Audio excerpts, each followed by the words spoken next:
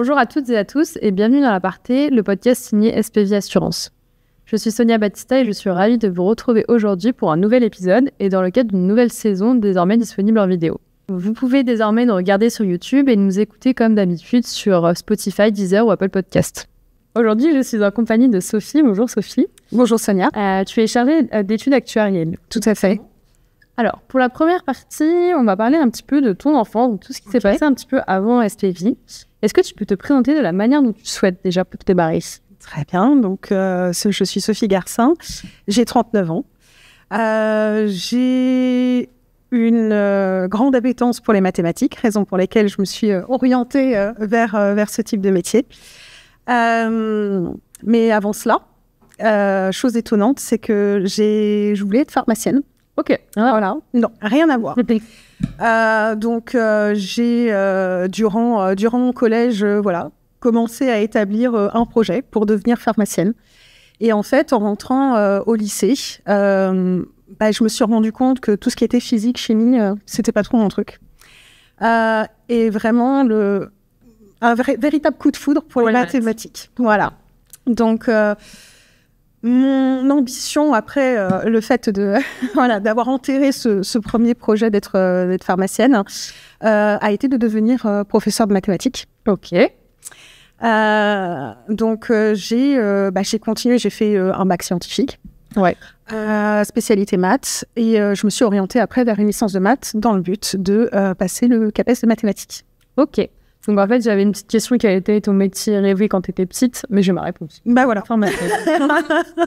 Et pourquoi pharmacienne? Tu sais pas de quoi ça vient? De famille Alors, oui. Du côté de ma mère, c'était plutôt le domaine médical. Hein. Et du côté de mon père, les maths. Donc voilà. En grandissant au fur et à mesure. Voilà. Ok. Et du coup, d'où viens-tu? Dans quel type de famille tu as grandi? Alors, j'ai grandi déjà à Jour-Pontchartrain, dans les Yvelines. Voilà, je suis fille unique. J'ai grandi entourée d'animaux. Trop bien. Voilà. Beaucoup de chats et de chiens. Qui ont marqué mon enfance et encore maintenant. J'envisage pas ma vie sans animaux. Ouais, je comprends. Quel type d'élève tu étais à l'école quand tu étais petite? Alors, ça a pas mal évolué au fil du temps. Ouais.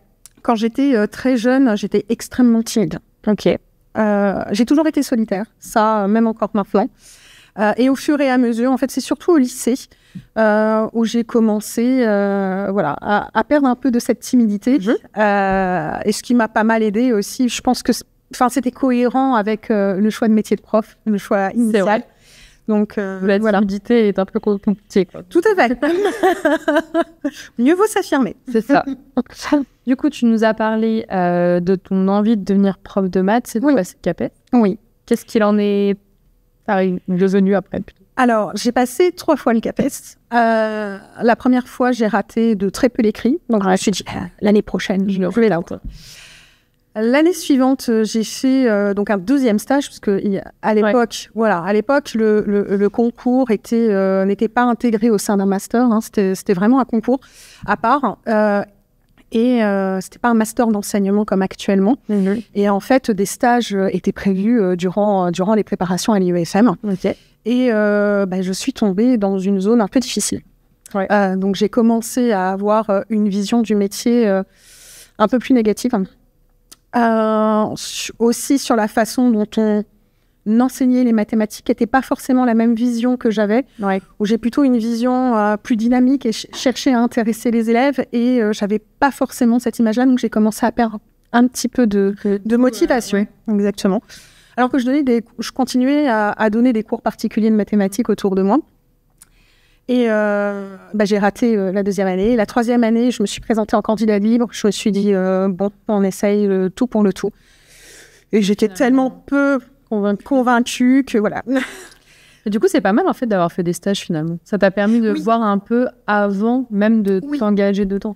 Oui, parce que on a toujours j'avais les bons souvenirs, en tant qu'élève. C'est ça. Mais et puis au fur et à mesure, l'enseignement change, les programmes Je vois encore maintenant, parce que je continue encore un peu à donner des cours de manière totalement bénévole autour de moi. Et je vois comment les programmes ont complètement changé. Et voilà, il y a une véritable évolution. Et oui, il faut faire des stages. Parce que ça m'a aidé. Voilà. Donc, je l'ai un peu vécu comme un échec. Difficile, ouais, au départ. Hein. Et j'ai choisi de me réorienter, faire un master de mathématiques appliquées. Parce que juste une licence de maths, ça ne suffit pas pour trouver un job. C'est fou, hein. Et maths fondamentales, voilà, maths pure, ça ne suffit pas. Et qu'est-ce qu'on peut faire aujourd'hui, enfin, comme métier avec juste je me rends pas compte, moi, avec un master de mathématiques? Avec un master de mathématiques, alors, il y a plusieurs... donc, j'ai fait un master de mathématiques appliquées, statistiques et probabilité. Hein. On peut devenir statisticien dans n'importe quel domaine. Hein. Les statisticiens sont recrutés. Voilà, tout à fait. La raison pour laquelle, dans mon cas, je me suis orientée vers l'actuariat, c'est parce que en deuxième année de master, j'étais en alternance et j'ai discuté avec d'autres alternants qui étaient dans l'alternance dans l'actuariat. Et j'ai découvert un petit peu les méthodes mathématiques qu'ils mettaient en œuvre au quotidien. Je me suis dit, tiens, ça c'est pas mal. C'est vraiment une application concrète de ce que j'apprends au quotidien, pardon. Et je trouve ça vraiment intéressant, l'encadrement des risques chiffrés. Et j'ai candidaté après en spontané, et c'est comme ça qu'a démarré ma carrière de chargée d'études. Enfin, je me rends pas compte, c'est une branche quand même spécifique, l'actuariat. Oui. Il n'y en a pas beaucoup, j'ai l'impression. Alors, il y en a de plus en plus au fur et à mesure. C'est un métier qui a vraiment pris de l'ampleur au début des années 2000, je trouve. Maintenant, il y a toujours eu des écoles dédiées. Moi, j'ai vraiment un parcours très mathématique pur, puis appliqué, hein, vraiment en maths, très maths. Maintenant, c'est vrai que pour les chargés d'études actuarielles, ils peuvent sortir de masters d'assurance, d'écoles d'actuariat vraiment très spécifiques, hein, qui sont voilà, comme l'ORIA, comme l'ISUP. Mais alors, on était des profils assez rares, mais on se développe, au fur et à mesure, le besoin aussi d'encadrer le risque se développe. On se rend compte qu'on a besoin d'actuaires vraiment pour, comme véritable aide à la décision, en fait, dans la stratégie d'entreprise. Ok. D'ailleurs, est-ce que tu pourrais nous expliquer ton métier? Qu'est-ce que ça veut dire? Parce que je pense que ça parle à une partie, mais pas à tout le monde. Oui. Essaye de nous expliquer avec des mots simples. Bien sûr. En fait, au quotidien, en assurance, on va réaliser des études statistiques sur des contrats. Je vais prendre un exemple très simple. Tu as une voiture. Oui. Tu as donc au moins une ERC qui est obligatoire. Ce contrat, potentiellement, tu peux avoir des sinistres. Okay. Tu payes une prime chaque année. Voilà. Sauf que tu n'es pas seul au sein de ton assurance, chez ton assureur, tu n'es pas la seule assurée. Tu as un ensemble de personnes assurées. Donc l'assureur qui porte ton risque, qui peut être mobilisé pour payer en fait tes potentiels sinistres, lui a besoin d'avoir une vision déjà en termes de prime, combien ça va lui rapporter, en termes de sinistres, combien ça va lui coûter. Et est-ce que tous ces assurés ensemble sont rentables? Est-ce que la prime reçue par rapport au sinistre qui va sortir, est-ce qu'ils vont être rentables? Il y a aussi une partie statistique de combien de sinistres on peut avoir. Tout à fait, tout à fait. Donc, on va, en tant que chargé d'études actuarielles, on va essentiellement réaliser des études de rentabilité. Donc, pour ceux peut-être qui connaissent des calculs de S sur P, donc sinistre sur prime, des fréquences, donc c'est ce que tu disais, fréquence de sinistre. Par rapport à une population, est-ce qu'on est par rapport à la moyenne sur ce type de risque-là, donc là, dans notre exemple auto, ou est-ce qu'on est en train de dévier complètement le coût moyen. On va aussi réaliser des études de portefeuille. Qu'est-ce qu'on a comme type d'automobilistes qui sont représentés ce sont les deux missions. Les réalisations d'études statistiques et de rentabilité sont les deux missions principales. Après, il faut savoir que un chargé d'études actuarielles ou un actuaire a aussi des connaissances informatiques, juridiques et commerciales. Pourquoi? Parce que, au-delà de ça, il n'y a pas que l'auto qui existe comme risque à encadrer. Chez SPV, sur le risque, parce que je suis sur la partie IARD. Ok. Donc, voilà. Incendie, IARD, pour nos auditeurs, c'est incendie, accident et risques divers. Donc, c'est l'ensemble de l'assurance de risques plutôt matériels, je dirais, contrairement à l'ADP, qui est l'assurance de personnes, santé, prévoyance, etc. Donc, dans le cadre de mes missions au quotidien, comme SPV est un courtier, il n'est pas porteur de son risque, il y a aussi d'autres missions qui viennent s'ajouter, qui sont le calcul des restitutions pris aux assureurs. Pour réaliser nos études statistiques, je disais qu'on avait besoin de compétences informatiques. On vient utiliser un très grand lot de données, en fait, donc on est obligé de savoir programmer, d'utiliser Excel. Hein. Vous avez vu un petit peu comme des pros de l'Excel. Des pros de l'Excel, voilà, ce qui me fait beaucoup rire. Alors que c'est juste de l'expérience, voilà, de l'habitude, chacun son métier, en fait. Ouais. Et on est amené à beaucoup travailler avec les équipes juridiques. En termes de limites de garantie, mais aussi les équipes commerciales. C'est ça que j'aime beaucoup aussi dans mon travail, qui, eux, sont directement sur le terrain, qui vont chercher des assureurs pour pouvoir assurer certains produits, ou vont chercher des clients, vont chercher d'autres courtiers de détail, puisque nous sommes courtiers grossistes. Donc, on est vraiment sur un métier à 360 degrés au sein d'une entreprise, en lien avec pas mal d'autres équipes. C'est ça qui est très intéressant. Ouais. Bah écoute, merci pour cette petite explication. Si on revient un peu avant, est-ce que tu as eu des petits jobs d'été ou ce genre de choses à nous partager? Alors, je donnais surtout des cours de maths. Voilà, l'indécrottable matheuse, c'est vrai que c'était... Ouais. Moi, je bénéficiais de cours de maths. D'accord. Qu'est-ce que tu as tiré du coup de ces premières expériences que tu as pu avoir en tant que tes premiers stages, où du coup cette partie prof de maths t'a un peu fait voir la vérité entre guillemets, les cours en tant qu'aide pour les maths? Ça m'a beaucoup aidé en termes de vulgarisation de mon discours. C'est-à-dire que quand on est chargé d'études actuarielles, comme je le disais, on est mené à discuter avec des personnes qui ne sont pas du tout de notre métier. Le fait d'avoir donné des cours de mathématiques, déjà, ça m'a, je pense, développé mon aisance qui, comme je le disais tout à l'heure, était pas du tout développée au début. Voilà, très jeune. Et ça permet je pense, de s'adapter à pas mal d'interlocuteurs différents. Les mathématiques, de manière générale, à mon sens, développent énormément le sens de la logique. Et permettent, c'est surtout ça qui me plaît dans les maths et que j'ai pu voir au fur et à mesure. C'est le véritable développement d'un état d'esprit très, très logique. Ouais, je vois très bien. Comment et quand tu es arrivée chez SPV? Je suis arrivée au sein de SPV en septembre 2022. Donc, un peu plus d'un an. J'adore. Quelle est la partie du coup de ton métier que toi tu préfères? Tu me parlais de la partie 360. Est-ce que c'est vraiment ça que tu préfères? Alors, il y a plusieurs choses. Il y a effectivement ça. J'aime beaucoup travailler avec les commerciaux. Parce que, de par leur métier, j'ai beaucoup appris d'eux en termes d'intelligence relationnelle, dans la façon d'apaiser un conflit, de présenter un sujet, puis voir aussi leur façon de réfléchir qui est complètement différente. Nous, on va être plus en arrière-plan dans l'analyse, alors qu'eux vont être directement sur le terrain. Il faut qu'ils réfléchissent un peu différemment. Oui, ils ont besoin de comprendre nos chiffres qu'on leur communique pour pouvoir les transmettre aux clients. Donc là, il y a aussi une passation. Exactement, un besoin d'échange et de vulgarisation de ce côté-là. Après, ce que j'aime aussi beaucoup, alors j'adore Excel.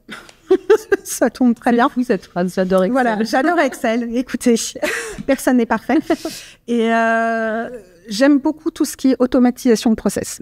Quand vous avez besoin de réaliser des calculs de manière très, très régulière, on peut faire des programmes sous Excel, des formules, ou même sous d'autres logiciels. actuellement, j'utilise SAS ici comme logiciel statistique.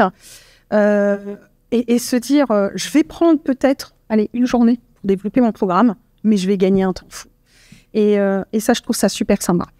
Et ce métier, contrairement à ce qu'on pourrait croire, laisse quand même pas mal de place à la créativité. Voilà. C'est-à-dire que vous allez être, surtout au fur et à mesure où vous devenez senior, on vous laisse pas mal d'autonomie. Ouais. Donc, on a la chance de pouvoir être créatif, que ce soit d'un point de vue visuel dans la formalisation sous PowerPoint, sous d'autres formats de nos idées, de nos études, mais aussi dans la façon dont on va plonger dans l'étude. On peut attaquer de différentes façons une problématique. Est-ce que, par exemple, telle partie du portefeuille sur tel produit va être rentable? C'est pas toujours la même problématique, finalement. Exactement. Okay. Exactement. Je fais quand même un petit zoom particulier sur SPV. C'est que pour la partie IARD, on encadre essentiellement des risques professionnels. Right. Donc, de la construction, qui est, à mon sens, l'un des produits d'assurance les plus complexes d'un point de vue actuariel, puisqu'il y a un phénomène de capitalisation des primes, c'est-à-dire que un client qui est assuré en année 1, eh bien, sa prime va venir être capitalisée, placée sur un certain nombre d'années, au moins 10 ans, entre 10 et 12 ans suivant les assureurs. Donc, il y a cette complexité-là pour le calcul de la rentabilité qui vient de se rajouter. On encadre également des risques de type RC professionnel. Voilà, RC des agents immobiliers, RC des prestataires de services, mais également de la multirisque immeuble. Multirisque immeuble qui s'approche beaucoup des assurances contrat habitation. Sauf que là, voilà, on va être surtout sur des populations type syndic assurées. Très bien. Et du coup, on a parlé des SPV, mais avant, est-ce que tu as travaillé? Tu nous disais que tu étais senior. Oui. Donc, j'imagine qu'avant, tu avais déjà travaillé dans d'autres entreprises. Donc, tout à fait. Quelque chose d'actuariat. Et qu'est-ce que tu peux nous dire par rapport à ça? Tu as commencé finalement? Alors, j'ai commencé l'actuariat chez Abeille Assurance, donc à l'époque à Villans. Je suis rentrée fin 2011. J'ai appris l'actuariat sur le produit assurance auto du particulier. Okay. Et je trouve que c'est un des produits pour commencer, en tout cas en actuariat IARD, idéal, parce que c'est un produit avec pas mal de critères de tarification, c'est-à-dire qu'on te pose pas mal de questions pour pouvoir te calculer ta prime, parce que c'est un produit qui est très concurrentiel sur le marché, qui se souscrit vite et qui derrière aussi a potentiellement des risques de sinistres très élevés. Match corporel, on arrive à plusieurs millions. Donc j'ai pu appréhender le monde de la science, le monde de l'actuariat par ce produit-là. Au bout de 3 ans, j'avais fait à peu près le tour. J'ai intégré GAN Assurance, toujours ce parti IARD, où j'ai fait... Ah non, c'était en Loto, c'est pour la partie IARD aussi. Oui, c'est l'IARD. Oui, c'était et du particulier. Ouais. Parce qu'on il y a différent, ouais. Exactement. Et chez GAN, j'ai eu des missions très variées. J'ai encadré pas mal de risques de professionnels. Okay. Donc, on était plutôt sur de l'industrie. J'avais également un peu d'inventaire sur des risques agricoles. Et puis, comme j'avais fait de l'auto et qu'il y a eu un projet de refond, en fait, le produit auto, on m'a dit, on va te mettre sur l'auto. Voilà. Sauf que, mon but, c'était quand même de voir des choses différentes. Donc, j'ai encore changé au bout de 2 ans. J'ai intégré Grâce à Voix, où j'ai été chargée d'études actuarielles au sein de la direction affinitaire, pardon. Et là, j'ai travaillé sur des produits de niche. J'imagine. Voilà, donc assurance téléphone. J'avais un peu d'RC des agents immobiliers. J'étais un petit peu sur de l'assurance de carte bancaire également. Beaucoup, ça, c'est des petits primes, quoi, par rapport à... Alors, pas forcément. Pas forcément. Justement, l'assurance téléphonie mobile, quand elle a été créée, les primes étaient plutôt basses. Et on ne connaissait pas très bien le risque derrière. Sauf que on s'est rendu compte qu'il y avait pas mal de gens qui, oups, le dernier iPhone est sorti, il est tombé dans les toilettes, voilà, oxydation, ou il est tombé du 5e étage, c'est ballot. C'est dommage. Et voilà, et on s'est vite rendu compte qu'il y avait de la bûche et de la fonte. Donc ça, c'était un produit, et je me rappelle, qui a dû être vraiment réévalué en termes de primes, et avec un rabaissement du plafond de garantie, parce que sinon on ne s'en sort pas, quoi. Voilà, exactement. Et l'assureur, ne s'en sortait pas. Et puis, j'ai voulu découvrir ensuite encore un autre monde, l'assistance. Ouais. Et j'ai intégré Europe Assistance en 2018, où j'ai fait de l'assurance, mais surtout de l'assistance.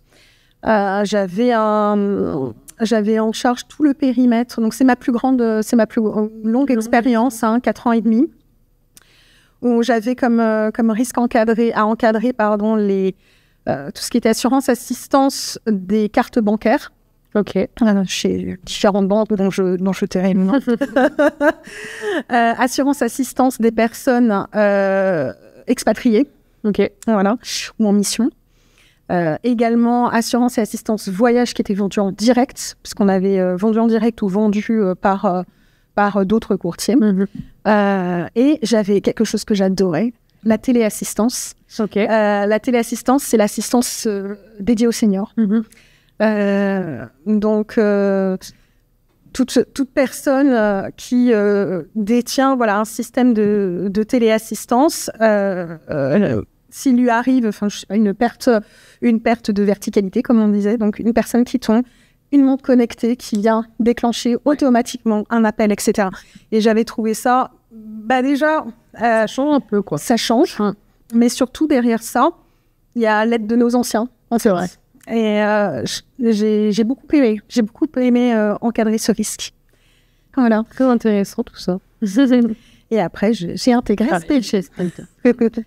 Quelles sont pour toi les compétences clés dans ton métier? La rigueur en premier. Ouais. Parce que on manipule les chiffres. Tu fais une erreur, tu peux créer un trou. C'est vrai. Suivant le chiffre d'affaires. Exactement. Tu peux complètement mettre en l'air une analyse, avoir des conclusions complètement contradictoires avec d'autres que tu as pu avoir précédemment, et puis faire commettre des erreurs, parce qu'on fait remonter nos études à des personnes qui vont prendre des décisions stratégiques, donc on peut les induire véritablement en erreur. Ils vont prendre les résultats, ils ne vont pas les regarder. Alors en général, il y a toujours quelqu'un qui va fouiller. Voilà, une vérification de cohérence, mais l'erreur, l'erreur peut facilement arriver. Je dirais également la réactivité. Réactivité parce que un commercial a besoin parfois de... Je pense aux commerciaux parce que c'est eux qui sont en première ligne, et c'est en général les personnes avec lesquelles on a le plus de liens en tant que chargé d'études actuarielles, ont besoin de statistiques très rapidement, parce qu'ils vont voir un client, ils vont voir un assureur. Une décision peut se prendre très rapidement quand on démarre un nouveau produit, etc. Donc voilà, on ne peut pas se permettre de répondre un mois plus tard à une demande. Ce sont les deux seuls, les deux critères, pas les seuls, mais majeurs que je vois les plus importants, en tout cas, pour ce métier. Est-ce que tu pourrais nous décrire le type de journée que tu as? Est-ce que ça se ressemble? Est-ce que, je sais pas, le matin, il y a toujours les mêmes petits rituels, les checks, etc., ou pas du tout? Pas du tout. Mais je me demande, parce que je pense que je n'aurai pas du tout compte aujourd'hui de comment ça se passe vraiment une journée type. Et par exemple, le lundi matin... tu peux recevoir une demande du genre Sophie, peux-tu m'extraire les contrats qui vérifient tel critère? L'après-midi, tiens, on devait nous livrer une base de données, elle n'est pas encore livrée, j'avais une restitution assureur à faire, est-ce que je vais être obligée de décaler parce qu'il me manque, il me manque les données, je ne les ai pas, je ne peux pas réaliser, voilà. Le lendemain, la base est disponible.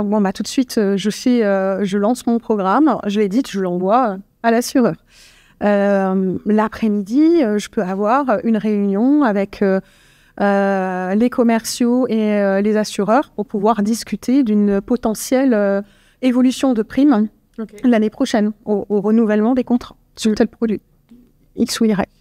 Voilà. En revanche, il y a une saisonnalité dans les métiers. Comme ça. C'est-à-dire que souvent en fin d'année, on entre guillemets clôt les comptes. Ouais.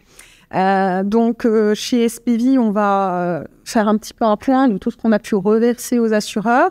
Quel est notre portefeuille en nombre, en montant, par produit, quels sont les sinistres si on les a, puisqu'on n'est pas forcément on gère pas gestionnaire, on n'est pas forcément gestionnaire des sinistres. On va faire un point chaque année sur sur l'activité de chacun des produits. Oui, on est surtout chez SPV piloté par les renouvellements annuels, la révision des politiques tarifaires, et puis les restitutions assureurs pour certaines mensuelles. Donc ça va être en début de chaque mois ou bien en début de chaque trimestre. Voilà, ça va être plutôt une saisonnalité sur l'année, plutôt que un ensemble de journées types. Ok, voilà, très bien. Est-ce que tu as, je sais pas, un mentor ou une figure inspirante, je ne me rends pas compte, dans le métier ou même dans la façon de procéder dans les mathématiques ou quoi, qui te parle? Je sais pas. Honnêtement, non. Ouais. J'ai plutôt eu plusieurs exemples au cours de ma carrière qui m'ont les personnes avec qui tu travaillais? Oui, okay. Les mêmes avec lesquelles je travaille actuellement. Je me dis, cette personne sur tel point, elle a telle qualité. Ouais. Ah ouais, je vais l'observer. Je vais essayer de me nourrir, de voir comment essayer d'atteindre aussi ces choses-là. Je suis pas quelqu'un, je pense, qui est dans la jalousie, plus dans l'envie d'essayer d'évoluer. Oui, voilà. Donc, au fur et à mesure, j'ai bu certaines paroles. Très bien, très bien. Si on retrace tout ton parcours, quelle est pour toi ta plus belle réussite ou tes plus belles réussites? Je pense que la première, celle qui me vient en premier à l'esprit, c'est la réussite de mon master. Parce que je l'ai eu avec plus de 17 de moyenne. Mais pas mal. Je ne m'y attendais pas. Et j'ai beaucoup travaillé pour ça. J'ai été ravie. J'ai fait la fierté de mes parents. Et la fête derrière. Voilà. Donc ça a été vraiment de réussite. Ouais. Et après, ça a été plutôt des petites réussites professionnelles. On réussit 3 ans à augmenter de 25% la prime d'un contrat qui n'était pas rentable. Ça, c'est très satisfaisant. Voilà. Très bien. On aime aussi parler un petit peu d'échecs, entre guillemets. Je pense que je sais déjà de quoi tu vas me parler. Ouais. De la partie prof de maths. Oui. C'est bien ça? Oui. Le CAPES, oui, un échec, mais en même temps, ça m'a permis de rebondir. Ouais. C'est-à-dire que si j'avais réussi le CAPES, je pense qu'à terme, t'aurais arrêté. J'aurais arrêté. Mon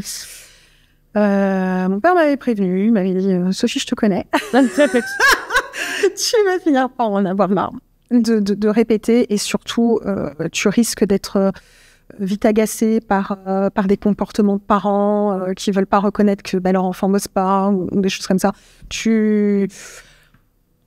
Voilà. Parce qu'il y a vraiment et il avait raison pour être prof, parce que moi, je pense que c'est typiquement le genre de métier que je pourrais jamais faire également. Oui.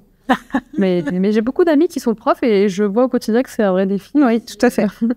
De réussir. Quelle est ta vision personnelle du succès aujourd'hui? Alors, je la vois à plusieurs degrés. Au quotidien, je suis très contente du travail clos, bien fait. Okay. Ça m'apporte une vraie satisfaction au quotidien. De manière plus générale, je pense que ça fait déjà quelque temps que tu es dans une société et que tu es reconnu pour ta fiabilité, ta réactivité, ça aussi, c'est très satisfaisant. Et pour moi, je me dis, bon, quand on entend parler de toi, c'est très positif. Je me dis, ça, je réussis dans mon poste. Ta forme de succès. Voilà. Et de manière plus générale, je veux dire personnelle et professionnelle, je être heureux au quotidien, être satisfait de sa vie, je pense que c'est tout simplement. Tout simplement. Quel est l'aspect de ton métier que tu aimerais voir évoluer dans le futur? Alors, 2 choses. Je suis très curieuse de voir si un jour l'IA nous remplacera, nous, les chargés d'études actuarielles. Ça nous aidera peut-être un peu plus. Alors, aujourd'hui, déjà. Ok. Vous êtes déjà. J'ai pu découvrir assez récemment que on avait l'équivalent d'un chat GPT qui pouvait être disponible dans certains logiciels de programmation statistique où ça venait corriger automatiquement nos erreurs. Ah bah c'est super. Ah bah ouais. Et là, tu lui demandes, j'aimerais faire ça, ça te le programme ou pas? Alors, j'ai pas encore testé jusqu'au bout. J'avoue, étant d'une nature méfiante, je code encore toute seule. Mais j'aimerais voir si, à terme, on arrivera à développer une IA qui sera capable d'avoir une connaissance métier, une finesse d'analyse, telle qu'un chargé d'études actuarielles qui a un peu de bouteille. La deuxième chose aussi, c'est on a fait, enfin, je vais pas dire qu'on a fait le tour un peu des produits d'assurance et est-ce qu'il y a de nouvelles choses à sentir, mais je me dis qu'est-ce qui resterait encore comme nouveaux produits. Forcément, ça sera associé à de nouveaux risques, mais lesquels? Voilà, c'est de la curiosité. Je ne sais pas du tout. C'est vrai que du coup, ton métier il évolue en fonction des produits finalement. En fonction des risques. Ouais. Voilà, peut-être que demain ce sera l'enlèvement des extraterrestres. Je ne sais pas. Comment gères-tu la vie, l'équilibre entre ta vie perso et ta vie pro? Est-ce que c'est quelque chose que tu as réussi à trouver comme équilibre? Oui. Après, je pense que cette question, elle se pose moins quand on adore ce qu'on fait. Ouais. Sinon, la clé, à mon sens, c'est l'anticipation. Anticipation et organisation. Si je suis une reine des to-do list tous les jours, j'adore. Voilà. Moi, on sait, on n'oublie rien. Mais je pense que l'organisation et l'anticipation pour trouver l'équilibre. C'est ça. Très bien. Y a-t-il des habitudes ou des routines spécifiques que tu as pour maintenir, bon, tu m'as dit les to-do list, pour maintenir cet équilibre? Est-ce que tu as d'autres? Quel est ton secret? Parce que dans l'anticipation, les to-do list, donc tu sais à peu près ce que tu vas faire de ta journée, ta semaine. Oui. Je pense que c'est l'auto-vérification. Alors, ça a un lien avec ce que je disais tout à l'heure, le besoin de rigueur pour réussir, je pense, dans ce métier. C'est quelque chose qui me rassure beaucoup. Je suis capable de me lire 2 fois, 3 fois pour essayer de... Alors après, je suis pas parfaite, je peux toujours faire des erreurs. Ça m'est arrivé. Mais... on a trop le nez dedans. On voit... Exactement. Et le fait de donner à quelqu'un qui ne fait pas du tout le même métier, il va dire « Ah ben, je n'avais pas vu, c'est vrai. C'était gros comme ça, au milieu de la figure. » Mais voilà, c'est quelque chose qui... l'auto-vérification, revoir, même si c'est sur des process qui a priori fonctionnent bien, des programmes qui tournent, on ne sait jamais. J'ai déjà vu des surprises. Donc, ça permet d'éviter beaucoup de soucis et de devoir corriger par la suite de grosses anomalies, de grosses erreurs et très bien, créer un déséquilibre. Pour finir, j'aimerais que tu nous partages quelque chose que tu as aimé récemment. Ça peut être un livre, un film, comme tu veux. Alors, je suis une fan de musique. Okay. Comme dirait Nietzsche, pour moi, sans la musique, la vie serait une erreur. Mm-hmm. Et donc, j'écoute beaucoup YouTube et qui m'a proposé dernièrement, je ne connaissais pas ce monsieur, un monsieur originaire du Kazakhstan qui s'appelle Dimash Kudaibergen. Son nom est un peu compliqué. On va aller je pense, dans la... Oui. Et...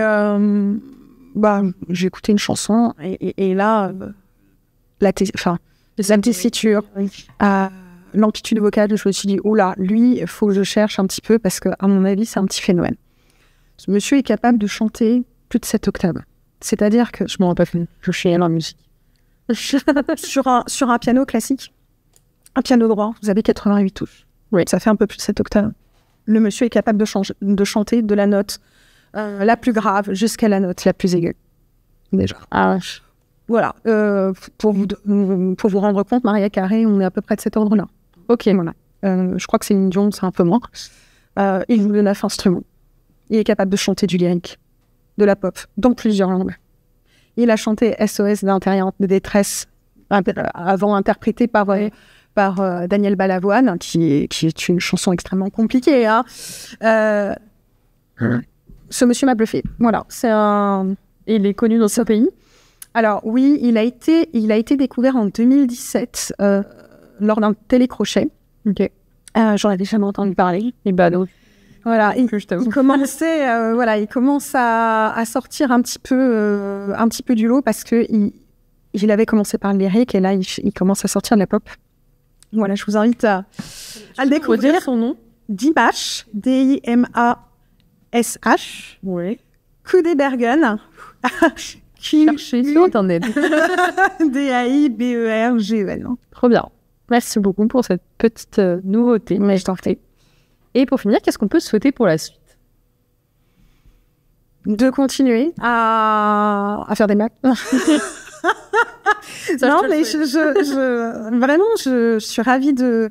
J'adore mon métier, hein, comme je le dis toujours. J'ai fait un très bon choix. Pour ceux qui aiment les maths, je vous invite et qui ne savent pas encore trop quoi faire, je vous invite à regarder un petit peu ce métier qui pourrait peut-être vous plaire. Parce qu'il n'y a pas que des chargés d'études actuarielles en assurance, hein, il y en a aussi dans les banques. Il y en a dans d'autres domaines. Ok. Mais c'est vrai qu'on est, on est surtout en surreprésentation dans le domaine des assurances. Donc voilà, de continuer sur ma lancée. Voilà, je te le souhaite. Merci beaucoup. Merci beaucoup, Sophie. Merci. Merci à tous d'avoir écouté cet épisode ou de l'avoir regardé sur YouTube. On se retrouve très prochainement pour un futur épisode. À bientôt. Au revoir.